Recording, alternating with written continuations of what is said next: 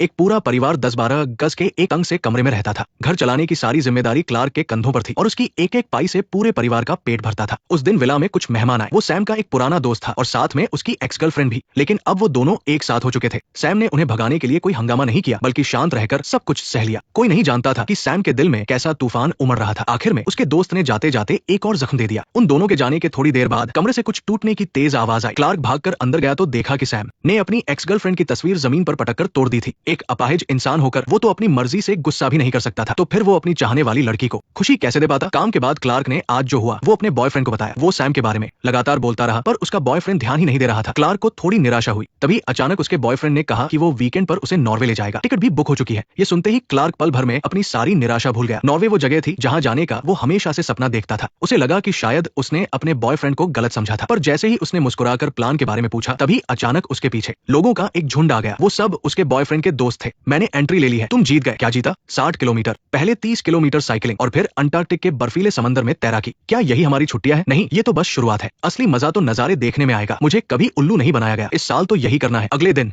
Clark नया गोंद लेकर उस टूटे हुए फोटो फ्रेम को जोड़ने की कोशिश कर रहा था, लेकिन तभी सैम अपनी व्हीलचेयर पर धीरे धीरे उसके पास आया। उसकी बातों में जरा भी अफसोस नहीं था, बल्कि वो हमेशा की तरह ताने मार रहा था। सैम की ये बात सुनकर क्लार्क के अंदर का दबा हुआ सारा गुस्सा फूट पड़ा। तुम्हारे दोस्त तुम्हारी बातें सह लेते होंगे, लेकिन मैं वैसा नहीं हूँ। मैं हर रोज वक्त पर काम पर आता हूँ, तुम्हारा खाने पीने से लेकर हर चीज का ध्यान रखता हूँ। मैंने न कभी काम चोरी की, न कोई गलती। तो फिर किस हक से तुम रोज मुझे ताने मारते रहते हो? सैम ये कड़वी बातें खुद को बचाने के लिए एक ढाल की तरह इस्तेमाल करता था। वो दूसरों को चोट पहुंचाकर अपनी कमजोरी और लाचारी को छिपाना चाहता था, पर इस बार क्लार्क का जवाब एक ऐसे चाकू की तरह था जिसने सैम के बनावटीपन के नकाब को चीर कर रख दिया। उसने अपने सामने उस लड़के को देखा जो हमेशा चटकीले कपड़े पहनता था, और सैम को अचानक एहसास हुआ कि उसने अपना गुस्सा और दर्द हर उस इंसान पर निकाला है जो उसके करीब आने की कोशिश कर रहा था। क्लार्क की बातें भले ही चुभने वाली थी, लेकिन उनमें जरा भी नफरत नहीं थी, बल्कि उनमें एक भोली सी सच्चाई छुपी थी, और इसी वजह से उन दोनों के बीच की दीवार चुपके से टूटने लगी थी। अब उनके रिश्ते में थोड़ी बराबरी और इज्जत की जगह बन रही थी, और यही वो चीज थी जिसके लिए सैम इतने सालों से तरस रहा था, पर उसे अपनाने से डरता भी था। उसके मन में अचानक एक अफसोस जागा। वो माफी मांगना चाहता था, पर वो शब्द उसके घमंड की वजह से गले में ही अटक कर रह गए। वो कुछ बोल ही नहीं पाया। काफी देर चुप रहने के बाद उसने क्लार्क को अपने साथ एक टीवी शो देखने के लिए बुलाया, पर क्लार्क को ऐसे शो पसंद नहीं थे। शो की उलझी हुई कहानी उसे समझने में बहुत मुश्किल लगती थी। उसे सीधी सादी इमोशनल फिल्में ज्यादा पसंद थी। फिर भी क्लार्क मान गया। शो देखने के दौरान सैम की नजरें बार बार अनजाने में क्लार्क की तरफ जा रही थी। वो देख रहा था कि कैसे क्लार्क कभी सबटाइटल्स पढ़ने के लिए परेशान होता तो कभी कहानी में खो जाता। क्लार्क के चेहरे के वो छोटे छोटे एक्सप्रेशन सैम के लिए शो से भी ज्यादा दिलचस्प थे। शो के आखिर में हीरोइन अपने प्यार को बचाने के लिए अपनी जान कुर्बान कर देती है। ये देखकर क्लार्क काफी देर तक सदमे में रहा। फिर भी उसने कहा, ये कोई